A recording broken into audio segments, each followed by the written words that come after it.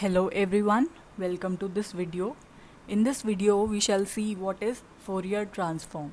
So before getting to know what is Fourier transform, you should first understand why it came into existence and who gave it. So Sir Joseph Fourier, he was the person behind this Fourier transform, that he introduced this Fourier transform. So how did he get to this Fourier transform? He was studying the subject of heat transfer, where he was trying to solve his heat equation. So while solving this heat equation, he obtained the solution as the Gaussian function. So that means he obtained some functions of this kind, e to the power some quantities, say iota e to the power x or something like that. So there he got these functions. Now in order to obtain various conclusions about that, he used this Fourier transform, and in fact he developed this Fourier transform. So how can you define this Fourier transform? Well, this is a kind of integral transform. Now the integral transforms are the transforms which involve integration of some unknown function. Now this is your unknown function, right? You perform the integration of this unknown function, and where this quantity, that is known as the kernel. Now if you change the kernel, you have different kind of transformations. For example, you get the Laplace transform if you have the kernel. There we use the variable s instead of omega, so we have this kernel as e to the power minus st. If you have the kernel as e to the power minus iota omega t, then we call that integral transform to be the Fourier transform. So this is what we say, right? So how do we define Fourier transform? For defining Fourier transform, we use this symbol capital F, which defines the Fourier transform. So this is basically a mapping which maps the function f of t in the t domain. So we have some function f of t here in the t domain, where t represents your time, and that this Fourier transform operator, this shifts this function f of t to another domain, which is the frequency domain, and we obtain another function f of omega. Now note that in calculations and mathematical things, we generally denote the input function by the small letter f and the output function as the capital letter f over here. So this is the general expression, that we are converting the function f of t into capital F of omega when we apply this Fourier transform operator onto it, right? So mathematically, how this operator is defined, you just replace this kernel by e to the power minus iota omega t. Therefore your Fourier transform of the function f of t, that becomes equal to integration from minus infinity to infinity. So now notice here that the interval of integration is the whole real line. So that means your function is defined on whole of the real line. So here we are saying the Fourier transform of this function is the integral from minus infinity to infinity of this function. So this is as such into the kernel dt, right? And we call whole of this thing as capital F of omega. This is the notation here that we use. Okay. So after learning about what is this Fourier transform, so there is a question that can we always use this kind of transformation? For any kind of function, can we use such transformations? So the answer is no. Why? Because the given function, it should be piecewise continuous. Now what do you mean by piecewise continuous? That means it could be continuous within some breaks, right? So at certain points, there should be only finite number of such points where you can see this discontinuity, right? So that should be finite in number. Those points should be finite in number. That means it should be continuous in pieces. And the second point here is that the function should be absolutely convergent. Now what do you mean by absolutely convergent? That means this should be a finite number. So that means whenever you take the integration of the absolute value of the function, then that should be finite. So that means we say the integral converges. If these two conditions are satisfied, we can then define the Fourier transform like this. So what is the process?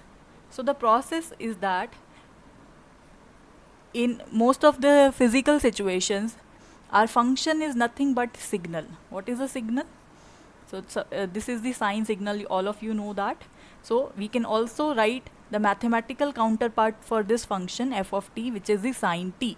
So here sine t represents your function f of t, and or basically what is this? This is some kind of signal that is moving around in the time, right?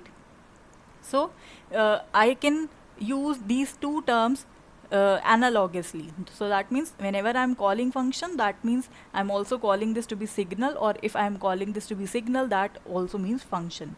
So suppose I have a signal. What I do, I apply Fourier transform to it. So when I apply Fourier transform to it, what do I obtain? I obtain as a result superposition of sinusoids. So that means I'll obtain the combination of various sine and cosine waves, right? So what does this mean? So this means that you are now previously in the t domain. When you are applying this operator f onto the given function or signal, you are reaching to this frequency domain. So now in this frequency domain, you can perform a lot of calculations which are so easy to perform. What kind of calculations could be performed? It could be convolution or filtering or things like that. Now these are some detailed things, right? We will discuss them later on. So for now, you assume that we were initially here. After applying this Fourier transform onto this, we reach here. Now here we perform calculations, do manipulations, add, subtract, whatever we wanted to do, because here to perform some calculations, they are easy, and then we head back to the t domain and we got our answer. So this is the process. So what is the advantage of moving here? Why we are saying come to this frequency domain and it will be easy for you? Because here we use the sine waves, which are extremely smooth and they occur naturally in many situations. For example, you beat a drum. So whatever the waves they are coming, they are in the sine forms. Another thing is that sine waves, they could be added or subtracted so that they remains in the same frequency. However, the amplitude may vary, but the frequency remains same. So that is the beautiful property of sine waves that they possess. So it makes the calculation very easy. So therefore, we can say if the function is well behaved, by well behaved, I mean it should be piecewise continuous on whole of the real line, and moreover it should be absolutely convergent. So then we can perform this transformation from t domain to the omega domain without much loss. So once we are in omega domain, the frequency domain, we can perform these calculations, and once you have performed the calculations, you can go back to t domain. Now how to do this? How can you go back to your t domain again? For that you have to define another operator, which is this Fourier inverse operator, right? So this operator, when you perform this on the changed function f of omega, which you obtained after calculation, then you reach back to your function f of t. If you do not perform any manipulation, so you will simply reach at the function with which you started.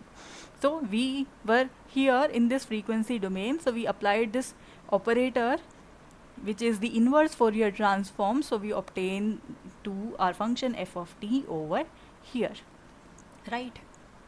So we mathematically we say this function is defined whenever the input function. What is the input to this operator? This is capital F of omega. Now this thing should be absolutely convergent.